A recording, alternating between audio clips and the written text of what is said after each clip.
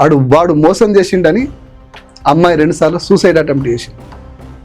ఒక్కసారి ఆలోచన చేయండి. కొంతమంది అయితే రాత్రి ఎందుకు అన్నం తినిపిస్తుంది అంటే నమ్మింది కాబట్టి వానితో ఉన్నది, వానికి అన్నం తినిపించింది. వాడు మోసం చేసింది కాబట్టి ఈ జీవితం వద్దనుకొని సూసైడ్ అటెంప్ట్ చేసింది. 2 సార్లు సూసైడ్ అటెంప్ట్ చేసినాక ఆమె అప్పుడప్పుడే బాగుపడుతున్న సందర్భంలో వాడు మళ్ళా ఇంకొంతోటి బ్లాక్మెయిల్ చేయించి కేసు పెట్టించే ప్రయత్నం చేసినాక గప్పుడు ఆమె కేసు పెడితే ఈ ప్రపంచంలో ఎవ్వతైనా కొద్దిగానన్నా మానవత్వం ఉంటే ఆ మైనర్ అమ్మాయి పైన ప్రేమ చూపిస్తారు, అభిమానం చూపిస్తారు. కానీ ఈ నక్క, ఈ అలియాస్ ఊర పంది, ఈ శూర్పనక ఈమె తెలివి చూపిస్తుంది. ఏమన్నది? బీఆర్ఎస్ వాళ్ళు ప్రశ్నించడం వల్ల, బీఆర్ఎస్ వాళ్ళు ఎక్కువ గొడవ చేయడం వల్ల సెక్షన్ 6 అయింది కదా, అంటే 20 ఏళ్ళు జైలు పడే శిక్ష అయింది కదా. ఇంత శిక్ష పడేటట్టు టీఆర్ఎస్ వాళ్ళు చేస్తారా?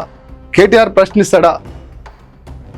బండి సంజయ్ కొడుకు బండి సంజయ్ వల్ల నేను బయట తిరుగుతున్నా కదా, రేవంత్ రెడ్డి వల్ల నేను ఇలా కోట్ల రూపాయలు సంపాదిస్తున్నా కదా, నాకు వెనక నుంచి నడిపిస్తున్న వాళ్ళ కొడుకు 20 ఏళ్ళు జైలు శిక్ష పడేటట్టు చేస్తాడా అన్న ఆక్రోషంతో ఇలా ఆమె స్టేట్మెంట్ ఇచ్చింది. అందుకనే నేను రామాయణాన్ని రెఫరెన్స్ చేస్తున్నా.